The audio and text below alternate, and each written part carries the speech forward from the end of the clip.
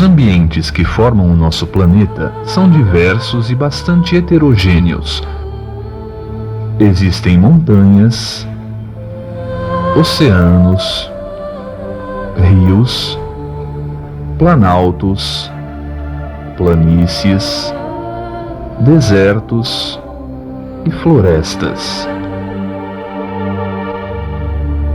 Enfim, uma infinidade de locais diferentes, cada qual com suas características próprias.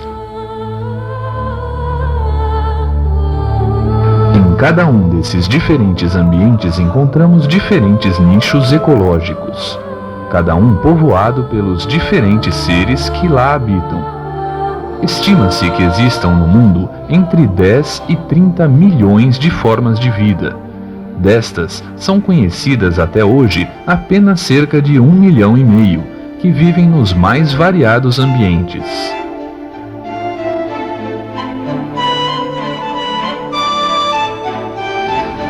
A enorme diversidade destes seres vivos pode ser notada no que se refere a diferentes aspectos: a forma, o tamanho, o comportamento e a duração do ciclo de vida.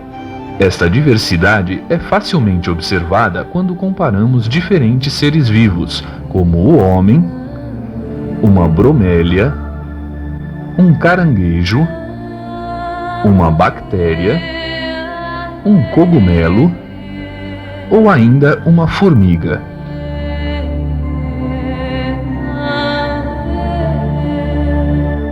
A diversidade dos seres vivos é o resultado da ação do processo evolutivo sobre as diferentes formas de vida ao longo do tempo. Cada ser teve que apresentar características adaptativas ao determinado tipo de ambiente em que vivia. Este selecionamento natural levou ao aparecimento de muitas formas de vida e ao desaparecimento de milhares de outras.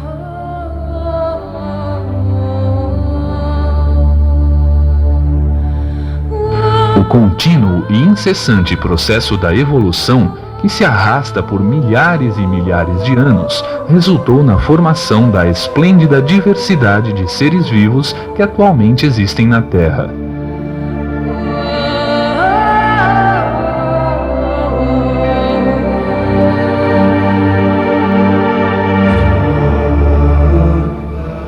O que é biodiversidade?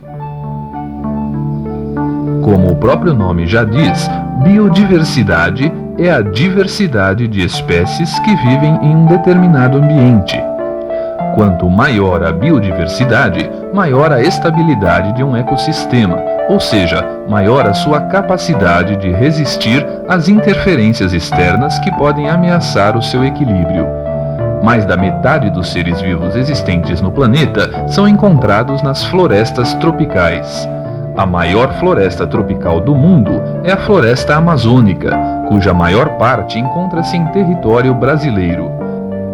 Estas florestas servem então como fornecedoras de matérias-primas para as indústrias dos países desenvolvidos. São com essas matérias-primas que tais países fabricam produtos que são comercializados no mundo todo.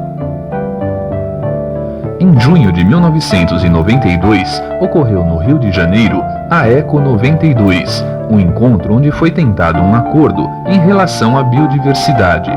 Os países em desenvolvimento, como o Brasil, proprietários da maior fração de biodiversidade do planeta, procuravam alcançar o direito de partilhar o lucro conseguido pelos laboratórios que usam matérias-primas retiradas de seu território.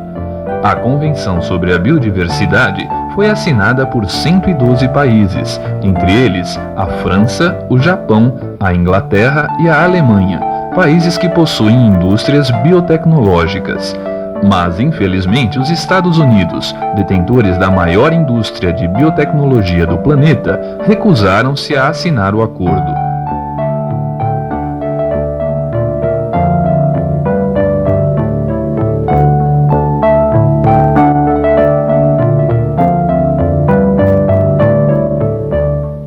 Classificação dos seres vivos.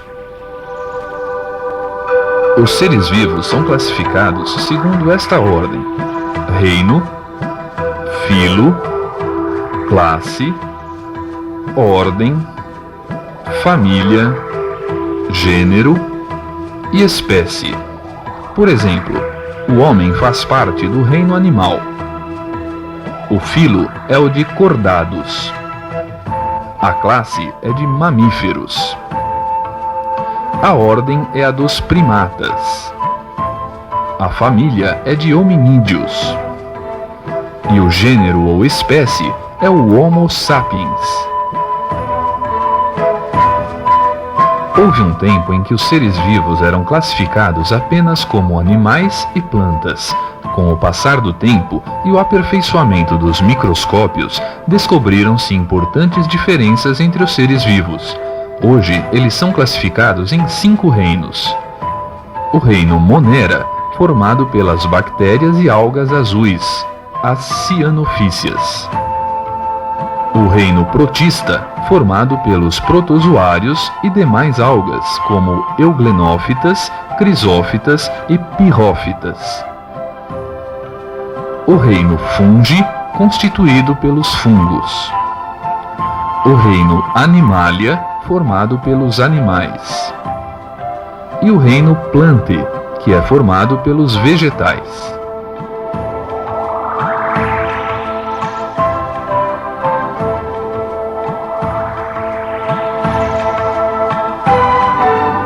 Para que possamos entender com mais clareza a classificação dos seres vivos, devemos relembrar alguns conceitos básicos que podem ser muito úteis. Os seres podem ser autótrofos quando são capazes de sintetizar seus próprios alimentos, através de processos de fotossíntese e quimiossíntese. Já os seres heterótrofos não sintetizam seus próprios alimentos e dependem daqueles produzidos pelos seres autótrofos. Com relação às suas células, os seres podem ser procariontes, cujas células não possuem membrana nuclear, a carioteca, nem organoides citoplasmáticos com membranas, como mitocôndrias e cloroplastos. Já os seres eucariontes são aqueles que possuem células com carioteca e organoides citoplasmáticos com membranas.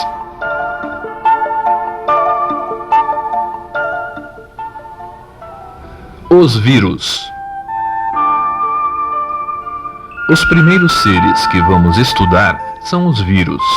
Os vírus não são incluídos nos sistemas tradicionais de classificação dos seres vivos, uma vez que suas manifestações vitais só ocorrem quando se encontram no interior de células vivas. Sua relação com essas células é a de parasitismo, ou seja, depois de infectá-las, usam seu equipamento bioquímico e de energia para dar origem a novos vírus. São, portanto, parasitas intracelulares. Quimicamente, os vírus são compostos de ácido nucleico e proteína. O ácido nucleico do vírus pode ser o DNA, ou o ácido desoxirribonucleico, ou o RNA, o ácido ribonucleico. O número de proteínas apresentada é sempre muito reduzido. Essas proteínas apresentam propriedades antigênicas, ou seja, quando injetadas no organismo, induzem a produção de anticorpos específicos. Este é o princípio que rege a utilização das vacinas. As vacinas contêm vírus inativos ou vivos, mas sempre inofensivos, por estarem atenuados. Quando injetada no organismo, a vacina induz a produção de anticorpos específicos contra a forma virulenta, fazendo com que o organismo adquira a resistência necessária. As infecções causadas por vírus normalmente não são fatais. Os casos excepcionais na espécie humana são a raiva e a AIDS. A AIDS, síndrome da imunodeficiência adquirida, é causada por um retrovírus. Os retrovírus constituem um grupo especial de vírus cujo material genético é o RNA e que possuem uma enzima chamada transcriptase reversa, que permite ao RNA transcrever uma molécula de DNA e incorporá-la ao cromossomo da célula hospedeira. O DNA formado passa a comandar a síntese de novas moléculas de RNA e, dessa forma, de novos vírus. Conforme a célula se reproduz em duas, o vírus multiplica-se milhares de vezes até esgotar o material celular, provocando a morte da célula. Os vírus assim produzidos abandonam a célula e, introduzindo-se em outras células, vão se espalhando pelo organismo. Com a destruição dos linfócitos, que são as células onde o vírus se aloja, o sistema imunológico da pessoa acaba sendo destruído e seu organismo, sem defesa, acaba ficando sujeito a adquirir infecções comuns, como pneumonia, meningite, infecções intestinais e muitas outras. Outros vírus bastante comuns são o papovírus, que é o vírus da verruga humana, o picornavírus, que é o vírus da poliomielite e do resfriado humano, e o herpes vírus, o vírus da herpes simples e da varicela, ou seja, da catapora.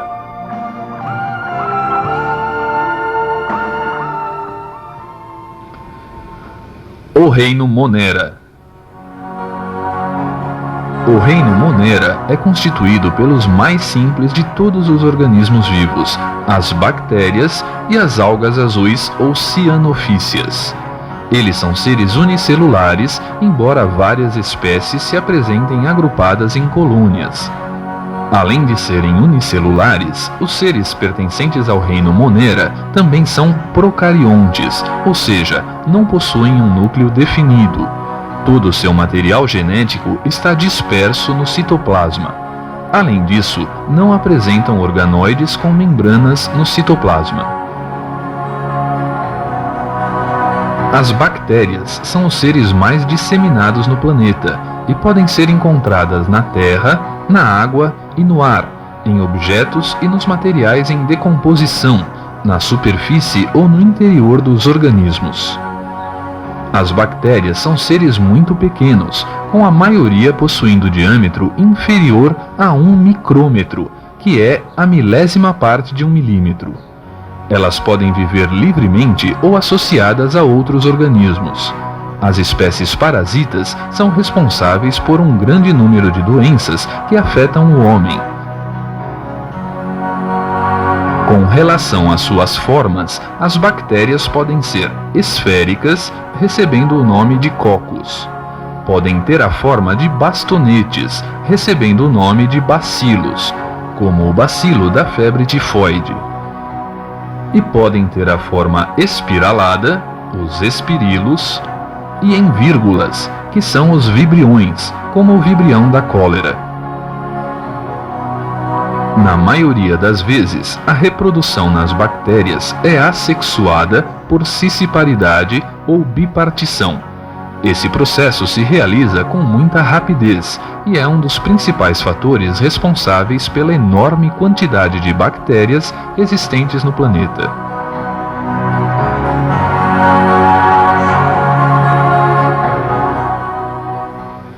Reino Protista. O reino protista é formado pelos protozoários e pelas algas. Estes seres também são unicelulares, mas possuem um núcleo definido, portanto são eucariontes. Eles não possuem características precisas que os permita classificar como animais ou plantas. Alguns possuem clorofila, outros não, e por isso alguns seres são autótrofos, ou seja, produzem seu próprio alimento, e outros são heterótrofos.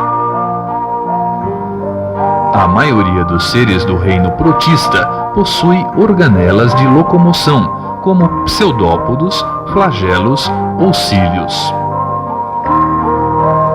Ao filo Protozoa, que engloba os protozoários, pertencem a ameba, o trypanosoma e o paramecium. São, em sua maioria, seres microscópicos e podem viver livremente ou associados a outros seres. Conhecem-se cerca de 50 mil espécies de protozoários e, sendo seres unicelulares, apresentam-se constituídos por membrana, citoplasma e núcleo. A classificação dos protozoários é baseada na presença e no tipo de organelas de locomoção. Assim, existem os risópodos, que se locomovem por pseudópodes, onde se destacam os amebinos. Os flagelados, que se locomovem por flagelos, como o tripanossoma. Os esporozoários, que não possuem organelas de locomoção, e vacúolos pulsáteis, como o plasmodium. E os ciliados, que se locomovem por cílios, constituindo os protozoários mais evoluídos. Já as algas, que fazem parte do reino protista, são consideradas as mais inferiores, como as euglenófitas, as crisófitas e as pirrófitas, e que podem ser encontradas em águas salgadas e doces, mas também em ambientes terrestres, sobre o solo e rochas úmidas ou associadas a outros organismos.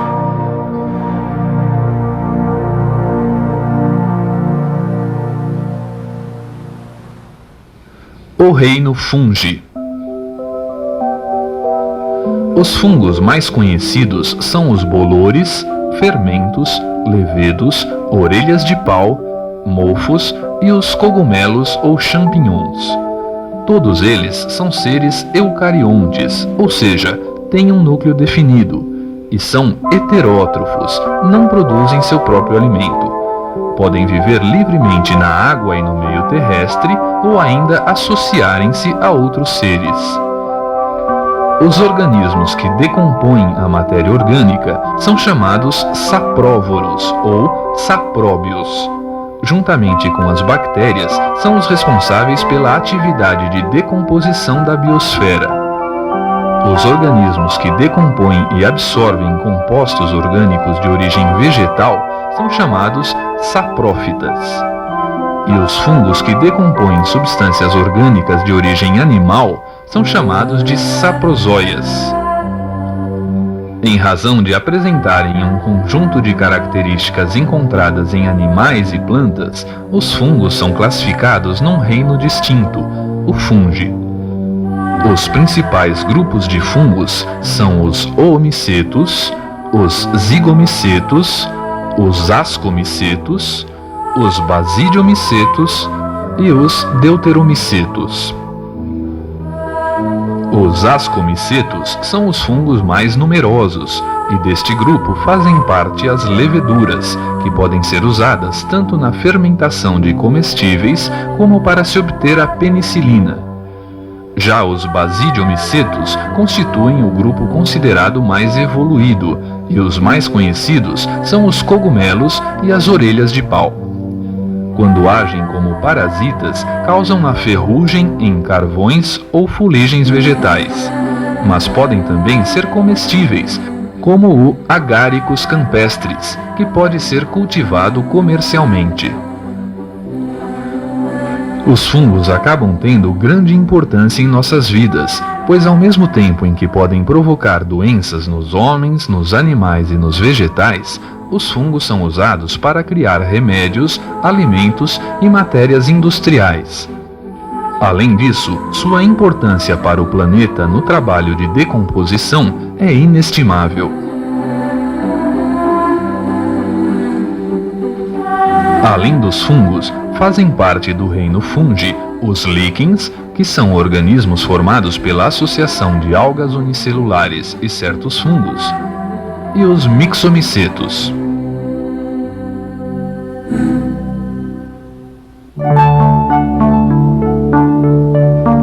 Neste volume, estudamos os vírus, os seres do reino Monera, do reino Protista e do reino Fungi. No próximo volume, vamos começar a ver o maior e mais complexo de todos os reinos da Terra, o reino animal.